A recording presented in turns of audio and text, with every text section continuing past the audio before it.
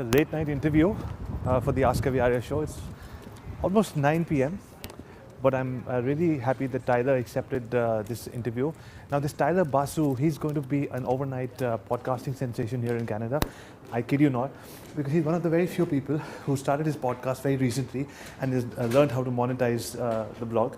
And a lot of people who watch this show, especially in India and other parts of Asia, UAE, they've not really figured out podcasting. So I wanted to interview Tyler for this show so that this is going to be rocking. You need to stay tuned.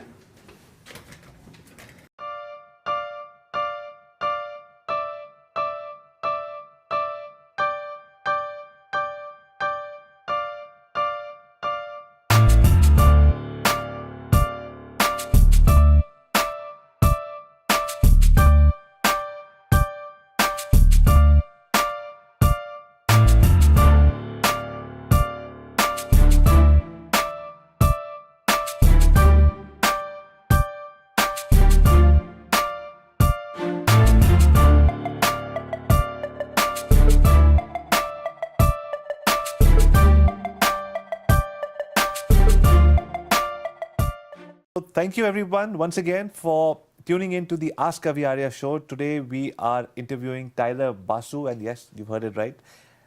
We're sitting in Vancouver right now. Tyler is born and bred in Vancouver.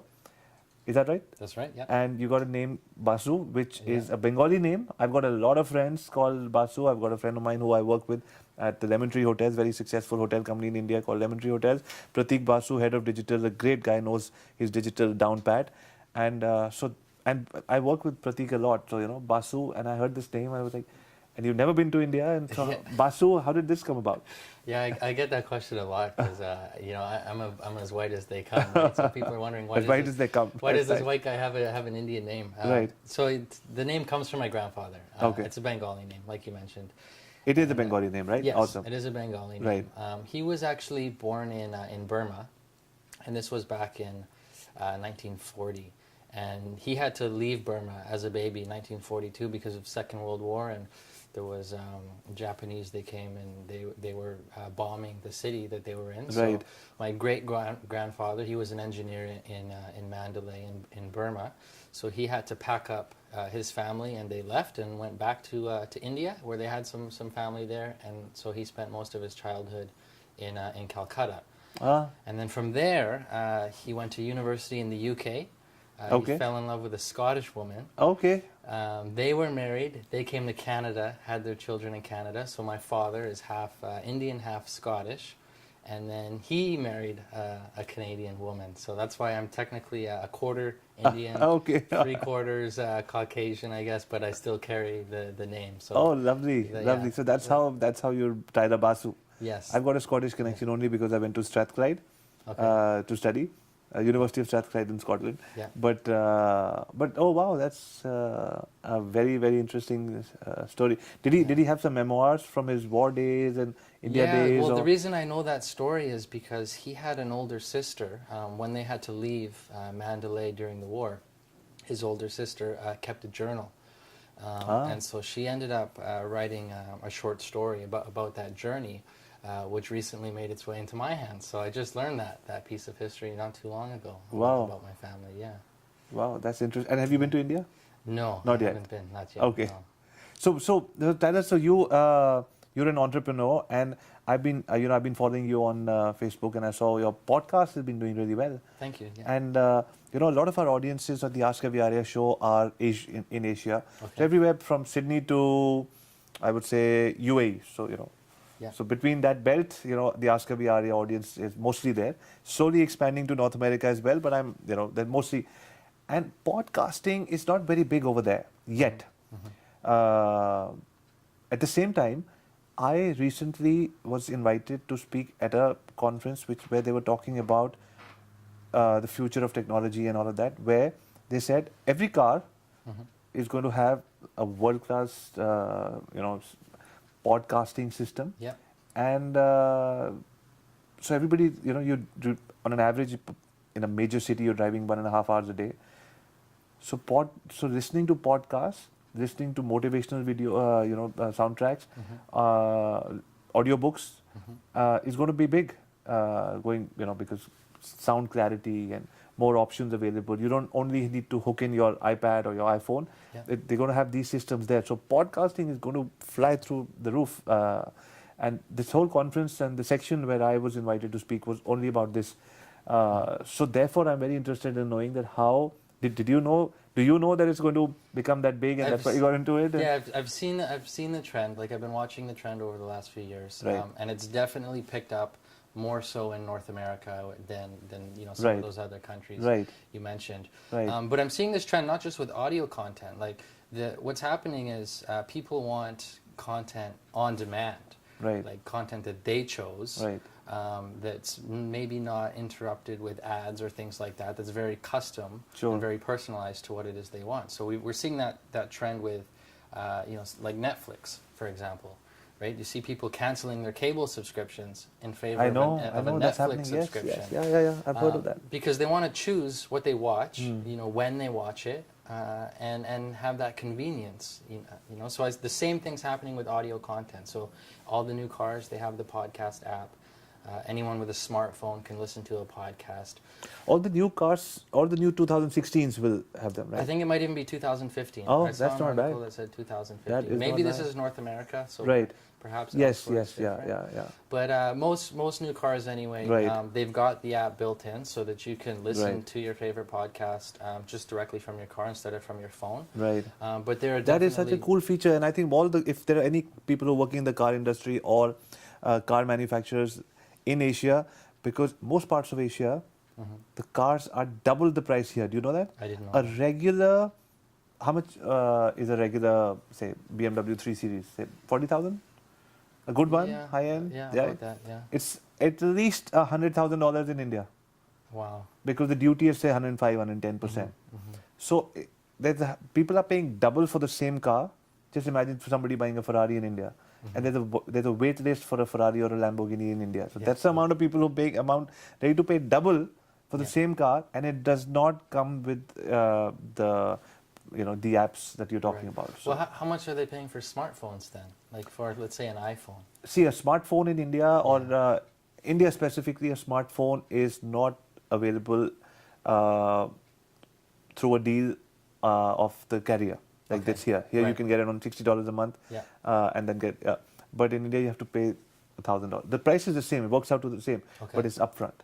I So see. the Okay. carriers are not really sponsoring them yet. Right. There are some of them, but then you don't want to go with those carriers. So Okay. that kind of a situation. Yeah. Okay, I see. So people are actually shelling out that kind of money for.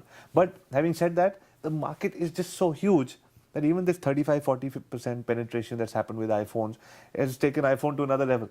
So another 5%, even if it's not 100%, another 5% is going to make a few more apples. Yeah. So yeah, so there's a lot of stuff happening there. Yeah.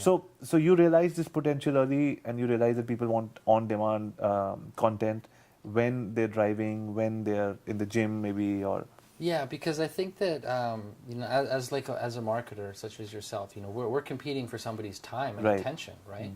And in we're many competing cases, for somebody's time and attention. That I don't know if a lot of people realize that as a marketer, this is what they're doing.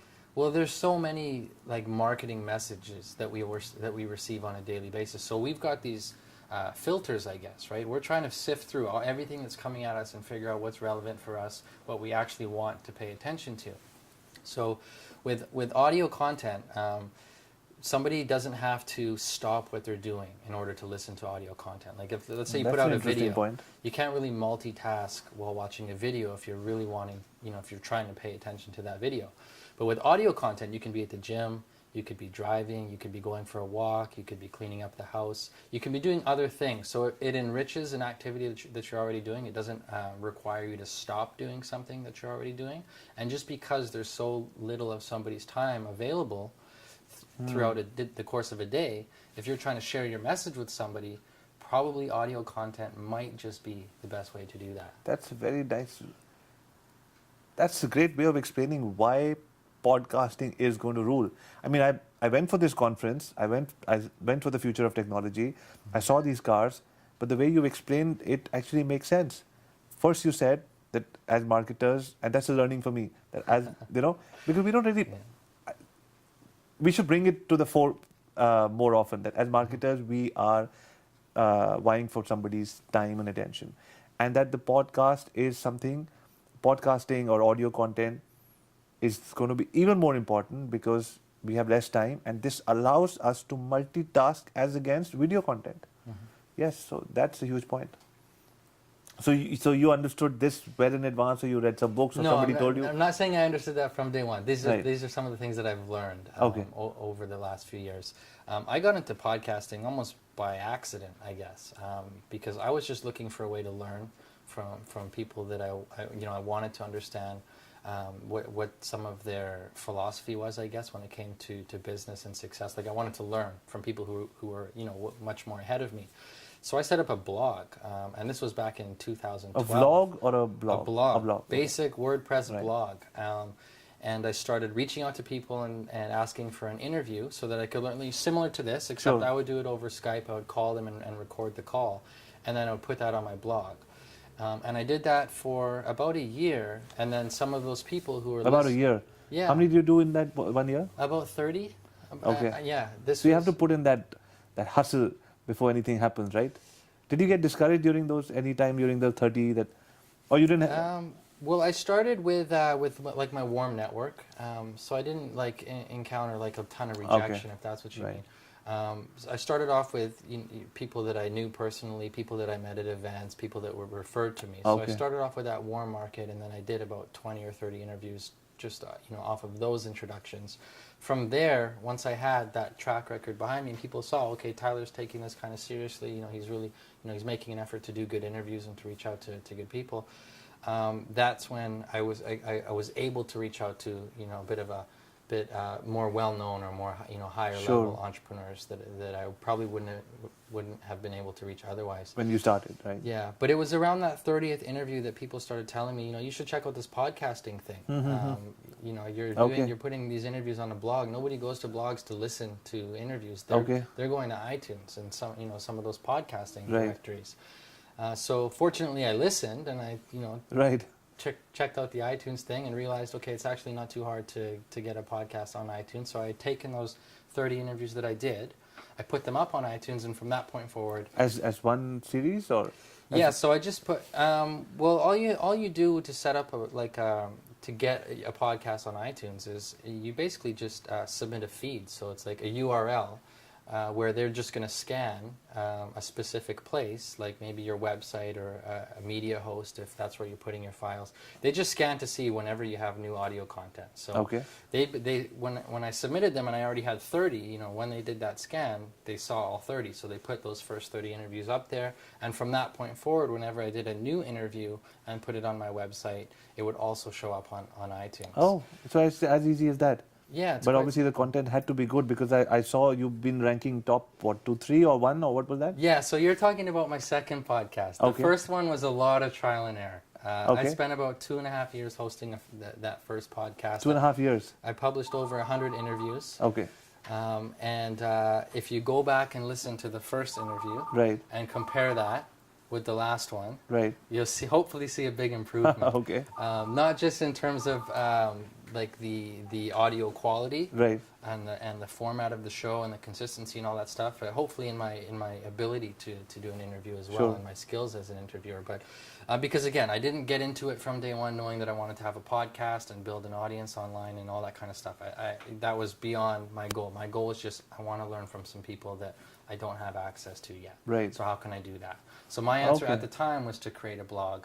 Then after a bit of time, I realized you should use a podcast as your platform. Would be a better platform to have. So tell us about your second podcast. Yeah, so the second podcast is the Lifestyle Business Podcast. What's it called? We want to link it up here. What's it called again? So it's called the Lifestyle Business Podcast, and it's actually coincides with my magazine, a digital magazine. So in the summer of 2015, I left real estate. I was working as a full-time realtor. I quit real estate Okay. to start a digital magazine. Hired a designer and a virtual assistant. So a small team at first. Right. But we got our digital magazine in the App Store in September. And then because I was interviewing people who I was featuring in the magazine, I had recordings of these interviews, right? So in November we launched the podcast, same branding, right? Added it to the same website, so it helps to promote the magazine, but it also helps give those people who we feature in the magazine a lot more exposure, because again, audio content is the form of content that some people prefer. So Sure. we give our audience that choice. If you want to read a magazine, no problem, go to the App Store, you can read a magazine. If you want to listen to something, go to iTunes and listen to our podcast. So how did this take off and become, what are you now, in the top 10 or? So when you launch a podcast, and this is specifically on iTunes, there are other directories, but we focused our launch strategy on iTunes, I guess. Because the largest? Yeah, it has, there's like a lot of research that shows that the majority of podcast listeners, they're subscribed through iTunes. So there are other directories as well, like Stitcher and SoundCloud, and even Google Play is now creating a podcasting platform as well. But iTunes is the biggest, so we focus there. And when you first launch a podcast on iTunes, from the moment you submit your show, and this is in the U.S., so it might be a different period in other countries, but in the U.S. you have 8 weeks where they'll feature new podcasts in what's called their new and noteworthy section. Oh, they will, okay. Yeah, so if you open up iTunes and you select the podcast category, you'll see the first thing on the top there is that new and noteworthy section. And so any podcast that's been launched in the past 8 weeks, if it seems to be picking up in popularity, if it seems to be, obviously it has to be good content. yeah, right? it has to be. Sure. It has to be good. You probably won't rank high there if nobody's listening Right, to the show. of course. But that being ranked there gives your show a lot of exposure to an audience that you wouldn't have otherwise. So which is, for our audience to, which is the new episode coming out? Pardon? Which is the new episode coming out in your series? Well, so the last one that just came out last week, I recorded an episode where I shared the launch strategy that I had for the podcast, because a lot of our audience are entrepreneurs, online marketers, and so on, and many of them are considering starting a podcast. So I did a quick episode just to share our strategy. So in the next few episodes that we've got coming on, we've got some people that we featured in the magazine. We've got an expert on outsourcing. He owns a call center in the Philippines, and or sorry, not a call center, a virtual staffing agency. Who's this guy? His name is Joseph Kiss. Okay, it's not Jagger. I know this Jagger guy who does something similar. There's probably quite a few people doing it. Right. He has a company called Somebody to Hire. Somebody to Hire. Yeah, nice name. Somebody to Hire. Okay. And so I interviewed him, and we talked about working with virtual teams. Right. I interviewed an entrepreneur named Derek Gale. He's from Vancouver, actually. You should probably chat with him. I'll introduce you to do him. hook me up. We talked about information marketing. Okay. So I try to bring on guests from various backgrounds, but that relate to the subject of online business, and have them share their story and their insights. Excellent. So yeah, they're coming up on the next couple. Did I tell you that in some parts of my episodes, when I'm doing the show alone, when I'm in the office, I'm mostly doing shows alone unless there's a guest coming in. Mm-hmm. And when I'm traveling across the world, then I meet interesting entrepreneurs like yourself. But when I'm doing the show alone, I have a section on my show called 7 Puppies, because I've got 7 dogs at home. I believe you've got dogs as well. I do, yeah. So I have 2 retired hunting dogs, actually. They're American pointers. Retired hunting dogs? Yeah, so I'm like, they're, living, they're actually, I think they're cousins. Anyway, they're from the same kennel in Ottawa, Ontario, because I spent some time working in direct sales in Ottawa. While I was there, somebody that I worked with, his father owned a farm where all he did was train these dogs, raise them to compete in those competitions where they. I'm sure my wife and kids would love to have that kind of a life. Yeah, it was super exciting. But there's limited space at the farm, right? So once the dogs reach a certain age, if they can't hunt anymore, or they can't have puppies anymore, they don't have much use for them, right? So we took. And what age is that then? We got Duke. Duke was the first dog that we got, the male, and he was 8 years old when we got him, and he had just retired from his career as a hunting dog. He competed all over North America. Right. It's a pretty cool story. Retired dogs. I've never heard that term. Yeah. So we gave him a second life. He had never lived in a house. Like the first time he ever went on a couch or saw television, it blew his mind. So we drove from Ottawa to Vancouver, about 5 or 6 day drive across Canada. We had him in the back seat, brought him back with us, and then a year later, I get a phone call from that friend. And he says, we have a female who's, she's too old for breeding now, but she's still going to be around for a while. So would you like her? Right. To have, so the Duke can have some company. So Right. we said yes, and he flew her out here. Wow. And so we've had both of them in our home now, and they're For both how long? they're both retired.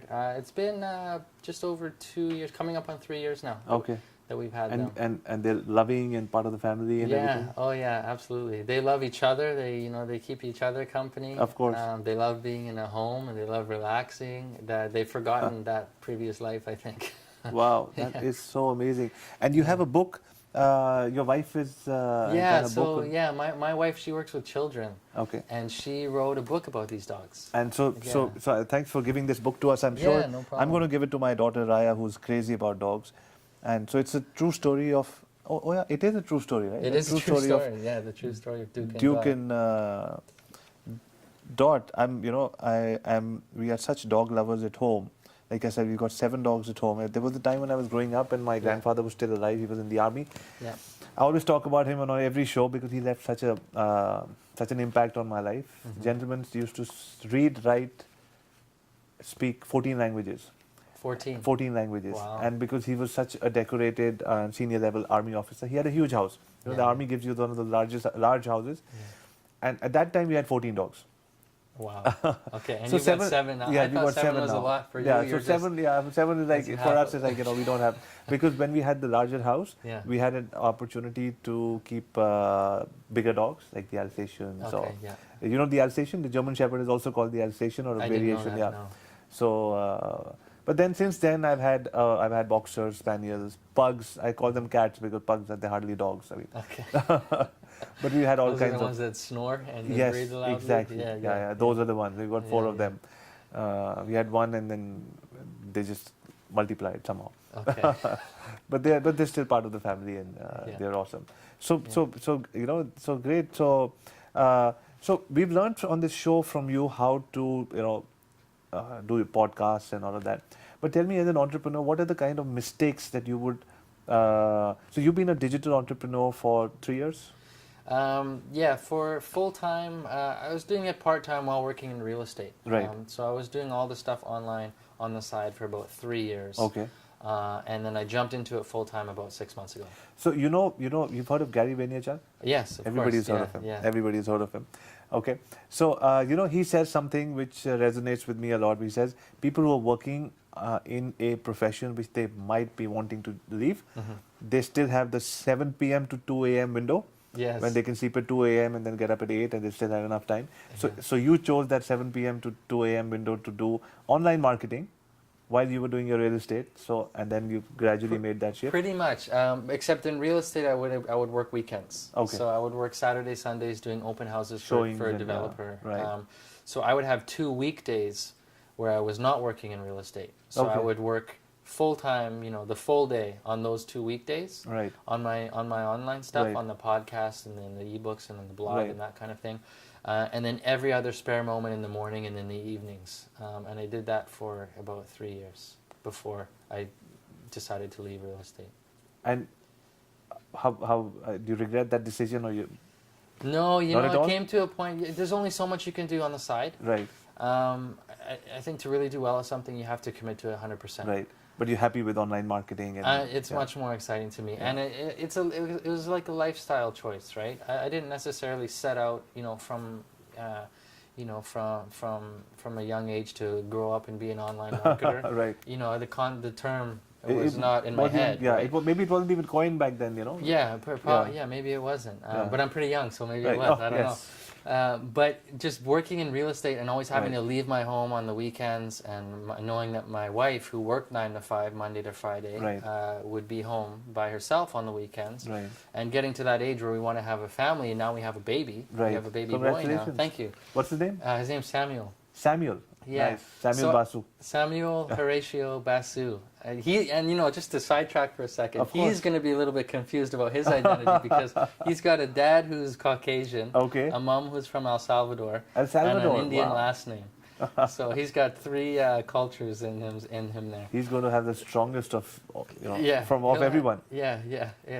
But wanting to be home when that time came, like when he was born, and even in the few months leading up to his birth, like I was home full time. I was home on the weekends. And that's what I was that's there. made a conscious choice to do that. So I made the decision to jump into the online marketing world was really just driven by my desire to work from home. Well, thank you for being so. Yeah. Thank you for being so honest, because many times people like to say that I always knew that I wanted to be a marketer and this and that, but this is such a true story that So online marketing is one of the only channels that allow, or careers that allow you to actually spend more time at home, which doesn't mean that you don't work as hard, right? But you have flexibility of time, and you can actually talk to clients, customers, prospective customers, and millions of people out there, and be number one on the Canadian podcast while taking care of Samuel and Duke and Dot and your wife. Yes.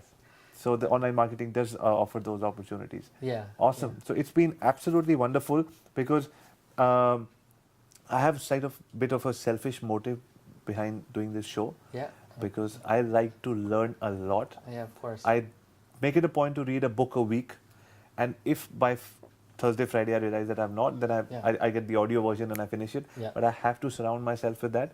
And as an internet marketer, we work in many countries. We have our teams at Internet Mogul's office.